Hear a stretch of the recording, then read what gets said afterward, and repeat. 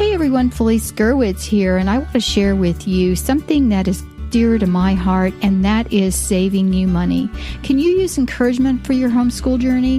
Have you been searching for an online learning program designed to ground your family in a Christian worldview?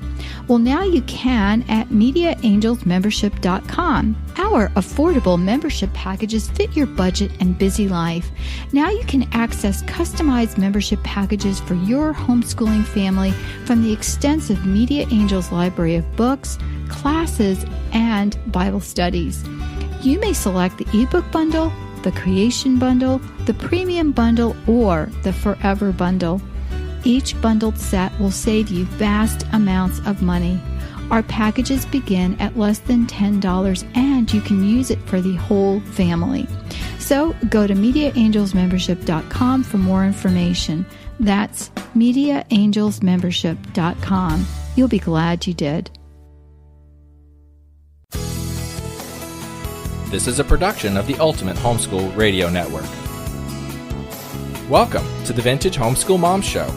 Your host, Felice Gerwitz, is an author, a publisher, and your radio show host. She will encourage, educate, and inspire you with answers to your most pressing questions from homeschool, marriage, parenting, and much more. Felice loves to equip moms to live a Christian life because every moment counts. Be sure to visit her website at MediaAngels.com. And here's your host, Felice Gerwitz.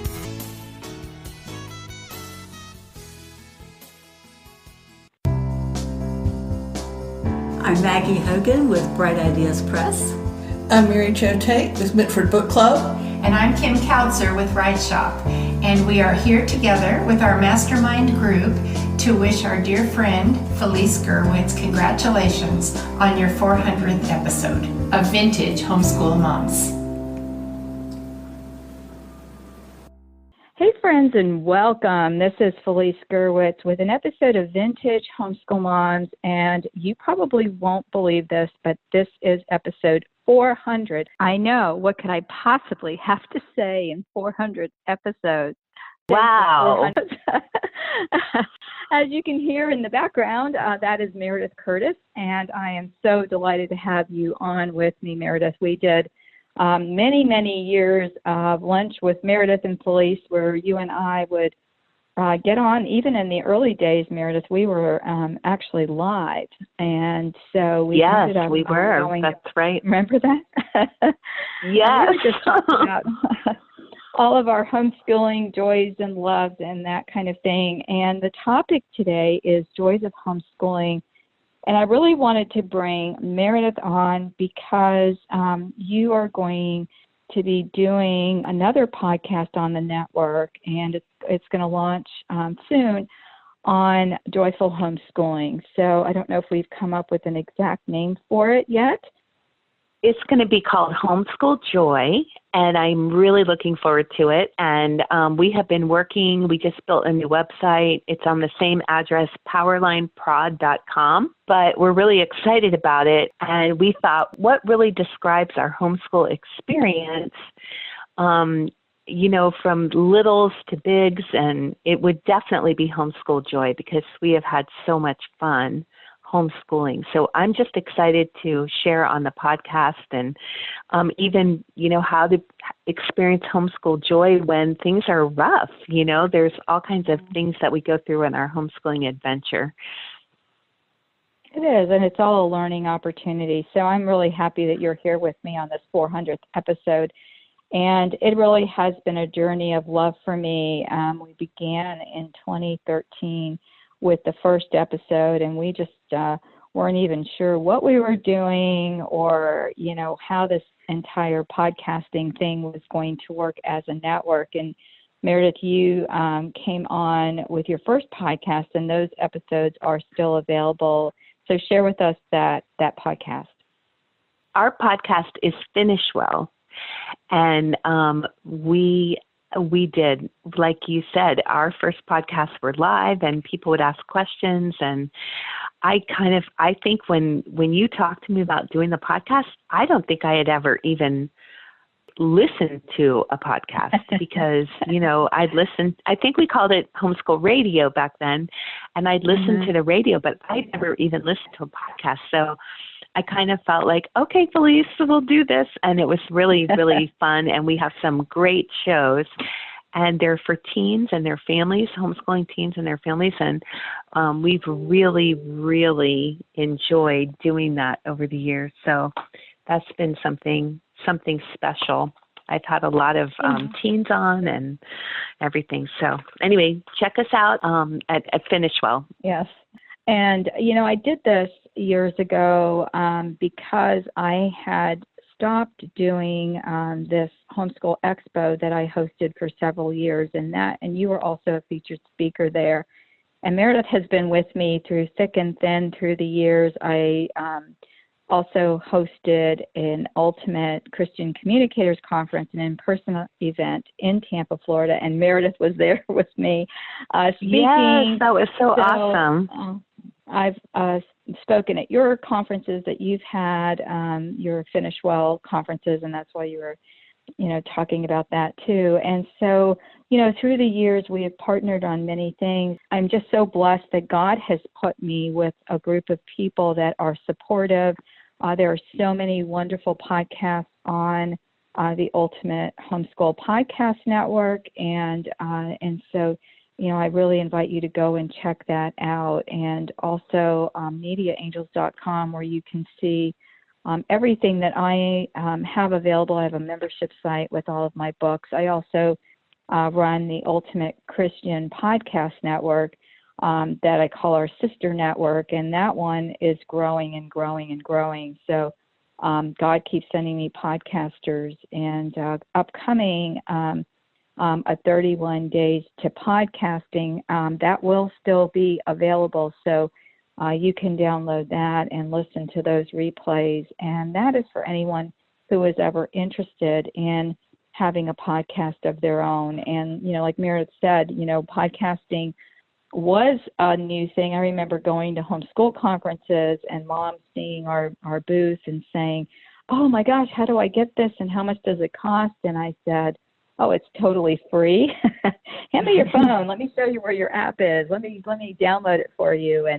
And they were just really, really excited. And so today, Meredith, we are going to talk about the joys of homeschooling. And I want to start with sharing that, one of the biggest joys that I have as a homeschool parent was really passing on our love of the Lord. My husband and I both love God and our love of family. And those two things really have united us through the years. This coming year, we will be celebrating 41 years together. But one of the things that we really wanted our children to have is a love of God and just really loving and serving the Lord. And for us, homeschooling was that perfect vehicle to be able to do that. I am really, really thankful that we chose to homeschool early on. And I know your story is similar, and God's important in your life. Yes. And Felice, I totally wholeheartedly agree with everything you said. And that's the same for Mike and I. We just wanted to homeschool to impart faith into our children and introduce them to Jesus. He's real, and he's living, and he rose from the dead, and he's still alive. And there's a moment etched in my mind, and my youngest children were in high school, and they were preparing a dance for Easter, and they were practicing in my side yard. And you remember my side yard, Felice. It's pretty large. It's bigger than my backyard. And they were there, and they were practicing, and then someone got a text or a phone call, and it was with a prayer need, and everybody stopped, and they all gathered around, and they prayed. And these were all young kids. They were all homeschooled or in college. And I was like, Lord, thank you so much. No adult was there telling them they should do that. This was just teens who loved the Lord and trusted him that he could come through. And I remember standing there thinking, Lord, thank you so much for the good fruit of being able to have my children at home and to be able to impart a living faith into them that, I see this is that must have been like 10 years ago. And here we are 10 years later, and my children all love the Lord. And I'm so, so grateful for that. And I know that a big reason is because homeschooling has allowed me to teach them based on the Word of God from a Christian worldview, but not just that, but to be able to have those moments where we stop and pray about something, or those moments where we say, well, what does the Bible say about that? And it's those teachable moments. And when they see, okay, we're facing a problem as a family, let's get down on our knees and pray. That's when the baton of faith is passed. And so I'm so grateful that we've gotten to homeschool. I agree. And, it's even my kids texting me and saying I have a test, or my son texted me today and said, got a game, which actually may be on TV. I can watch it on a streaming sports station. And, I can text them a prayer. And it's just so important to them that I'm praying for them. So thank you, Lord. We're happy to keep giving him praise for all things. And the second is a close-knit family. My two youngest now are sharing an apartment, and they're at the same college. But I think with homeschooling, yes, there were times they didn't get along. I was telling my two oldest, and they didn't remember this, that when they didn't get along, I would just set them in chairs and have them face each other. And I would say to them, work out your problems. And when you've resolved it, come get me. But that was, that they are friends. And my third oldest will go to the second oldest house and have dinner when they're, we have a construction company, and sometimes they work in the neighborhood. And, Jeff will go to another job, and Nick will go visit Christine and the kids. And they just love it, That's cool. Yeah, I just am so happy, and know that your family's really close as well. Yes, and I love that too. And I love what you did with the kids, because when my kids were little, they would fight. They seemed like they would just argue and fight. And I would say, okay, well, if you can't get along with each other, you can't play with anyone else, because this is how you're going to treat your kids. This is how you're going to treat your spouse. Like, this is training ground, for the rest of your life. And now they are all super close, just like you said. And we have two of our children are married, but only one has children. So those three little ones have so many indulgent aunts and uncles all around them who would give them the moon. And it's so fun to watch. It's so fun to see the genuine value that they place on one another. And there are things that my girls know about each other that they have like this running group chat going that they keep each other up to date. And then if there's something super important, they tell Dad and me, but they always say, well, Mom, you never check your phone. So, right. But they're super close, and I'm grateful. I'm grateful that my family, they've grown up and they love each other. And I'm seeing in my grandchildren that same kind of value on family and closeness, even though they're so little. And, I believe that unity in the family is such a blessing to the Lord. So, yeah. That is important. And, and for me too, one of the aspects of homeschooling was all the reading that we did. We read together as a family. We read great, God-centered novels. We read historical novels. We read, all kinds of things. I mean, every single night after dinner was a time to get together and read a book. I live in an area that at one point, I think we lived out here for 7 years before we received, we got cable. And to me, that was the biggest blessing from the Lord, because I'm not a big television person or ever watched a bunch of movies, or, we just didn't, because my parents owned a restaurant, and when we had time off, we were out doing different things. And so I just never grew up like that. Unlike my husband, that is one of our points of contention, that he does like the television. And but the idea was that we started out that way. And now my daughter does that. they have internet, but they don't watch, television, and they'll watch, selected movies, and we did that as well. And that just brought us together. We were on a trip one time to visit family up in New York, and we took a quick couple of days over in Canada because I had grown up and lived in New York, and then we moved to Canada for 3 years and near Niagara Falls, and then moved to Florida, of all places. But I wanted to show the kids, kind of near where I had lived and grown up for a few years of my life. And the first thing my son asked when we walked in, and there was the hotel, and there was a fireplace in the lobby, he said, "Well, Mom, did you bring the books so we can read?" And I don't even remember what we were reading at the time. But it was so funny, and I'm thinking we're on this little vacation, and he's wondering where our books are, But it was just part of our family. And, we've done podcasts, actually. I'll have to find those links about, books that we both love and we recommend. And you've got lists and lists of those. I do. We must just be twins, Felice, because that would be the academically and emotionally, after being a close family and being close to God, it would be books. I love books, and I have bookcases galore. I have thousands of books in my house. I'm wondering sometimes if I have over 1 million, but I can't stop buying them.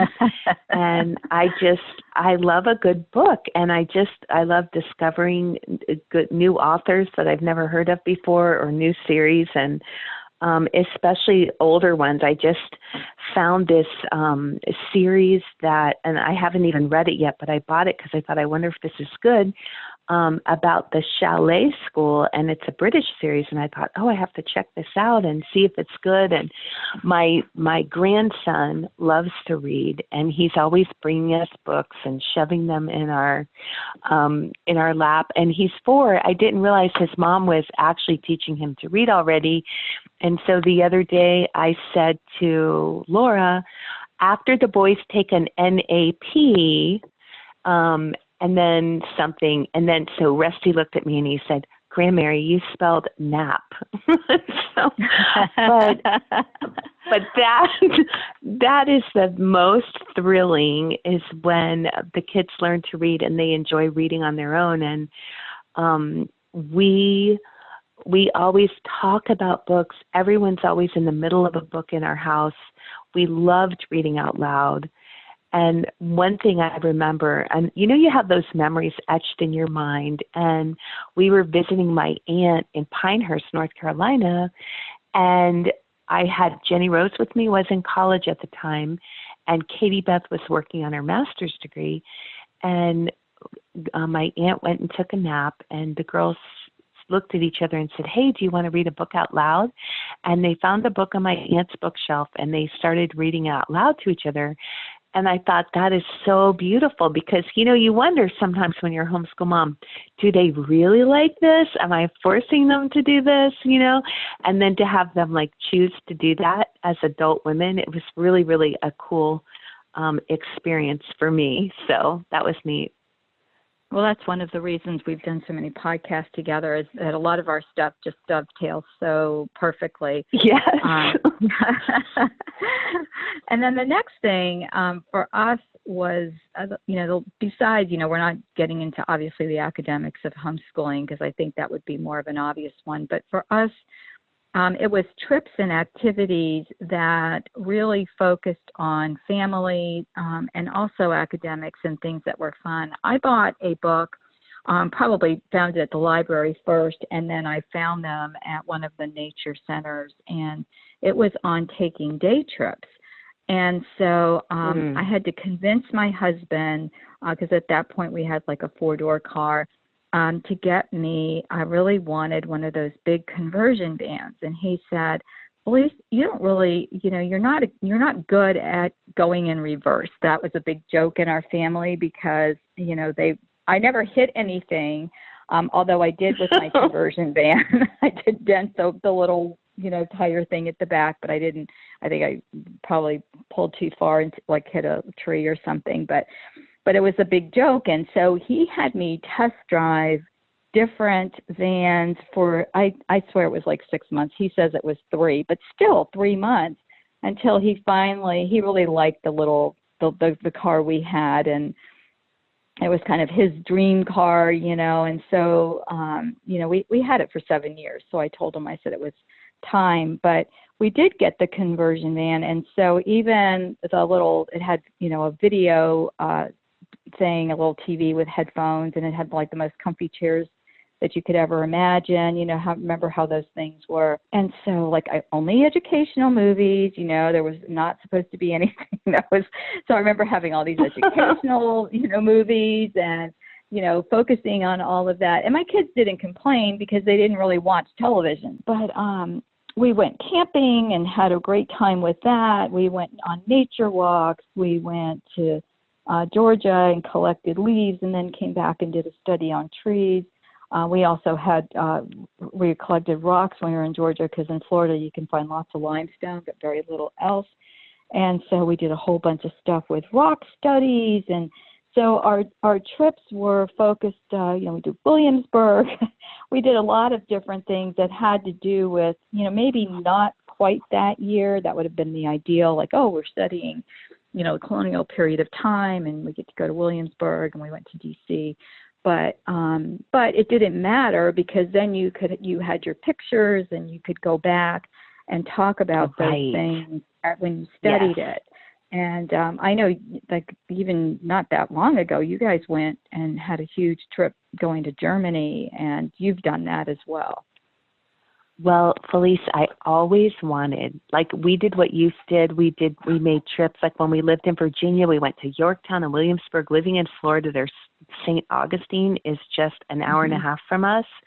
And of course, the beautiful beaches. And I love all that. But my dream, I love museums and I love history. I love cathedrals. I love castles. And my dream has always been to go to Europe. And so I would pray, Lord, I really want to take my kids to Europe, and I want to give them an education by taking them there. But they all just kept growing up, and nothing, we never had any money to do something like that. So then I got an inheritance, and I was able to take, my husband said, well, you want to do this, why don't you just take the older 3 girls? Jenny Rose was graduating from high school, so I took Jenny Rose, Juliana, and Katie Beth, my older 3, and then 2 of their friends joined us, and we spent 10 days in London, and it was so exciting. I mean, the British have pillaged every national treasure from around the world, and it is amazing. We saw mummies, we saw huge ancient doors and gates and the Rosetta Stone. I mean, it was just breathtaking. Wow. And we saw all these castles and all these things, and it was so wonderful and just such an educational experience. And I realized, okay, I don't know if my children would have gotten as much out of it as they are getting out of it as adults, because Rose was 18. And then the Lord opened the door for us to go to the Netherlands and then for us to go to Italy. And every time when we went to the Netherlands, we saw the hiding place where Corrie ten Boom hid the Jews, and we got to crawl inside of it and see how tiny it was. And it was just such an emotional experience. When we went to Italy, we got to see the jail cell where Paul was held. And we got to see the Vatican. We got to see the Colosseum. I mean, it was amazing. And so we were really just blessed that the Lord opened doors for us. And every time it was a miracle. He would just provide it at an incredibly cheap price that we could afford. And so it was really a blessing. And I understand now, when you read books in the 1800s and they say, okay, when you're finished your education, you go take a year in Europe because there is so much history there. When we went to Assisi, it was still a medieval town. There were these brick roads, stone roads, and they were tiny, tiny roads, and people were living in apartment buildings and homes that had been there for over 1,000 years. It was just an incredible experience. Plus, of course, the coffee. So I just think traveling is such an amazing, amazing, amazing way to learn. And when I teach geometry, when I teach geography, I always pretend that we're traveling somewhere and, like to try to get a taste of everything, because it is such a great way to learn about the world. That's wonderful. And it's amazing how God provides. It's in His time, and sometimes we just have to keep thanking Him ahead of time for what He is going to do in our lives. And exactly. I just am so happy that you had that opportunity. And also, for me, the last thing was just watching the legacy and the seeds that we've sown, gain some fruit. Because a lot of times, you hear people talk and especially as homeschool moms, we share all these things, and then you're like, okay, what's the end of the story, And, I've got a daughter who's homeschooling, and you have a daughter who's going to homeschool when her kids are old enough, and, probably has already started with your Yes, she's already started. Yeah. So, it's just, we've planted the seeds, and the Lord has just brought it to fruition. And, He's not done with the story of our lives. My youngest is 20, and, I've got a 21-year-old, soon to be 22, and I have, out of my 5 children, I only have 1 married, so we're praying for the other 4. But, it's just seeing that, that legacy, and the times when, oh my gosh, this is too hard, and what am I doing? And I'm feeling a little bit overwhelmed. When I felt that way, Meredith, we would just take a break. We just would just kind of, kick back a little bit. We were doing a lot of co-ops and things when they were younger. And I know you did co-ops when they were older, but for us, I was having to teach and do so much that I ended up pulling out when they were older, because they played sports and they had so many friends and activities and that kind of thing. So I didn't really feel that they were missing anything, and I gave them the option, and they opted to just have me teach them. And that was a huge, huge, blessing that too. But I didn't let that pressure of, oh my gosh, you're going to deprive your kids and they're not going to do, speech class. Well, I let them do speech class here and taught them the same fundamentals that Christina and Neil learned even at Toastmasters. I think sometimes as moms, we put this pressure on ourselves. Oh my gosh, if we're not doing the co-op or doing this event or that event, or, just to make decisions depending on what's going on in your life in a season. And it's not like one size fits all and you have to do these things. Pray, moms and dads, and decide as a family, and ask your kids. They're the first ones that will tell you, and you have to make that decision on your own. I mean, you may have one that likes to do everything. My grandkids are super involved and they love all of that, but so does Christina. So if it works for your family, that's fabulous, and you're not overwhelmed, but make sure that if you are getting overwhelmed, that you really look at that. That is really good advice. And, I think that I try to make a commitment to myself, because I'm that kind of social person where everything sounds fun. And so, for me, it's not what will we do, but it's why wouldn't we do it all?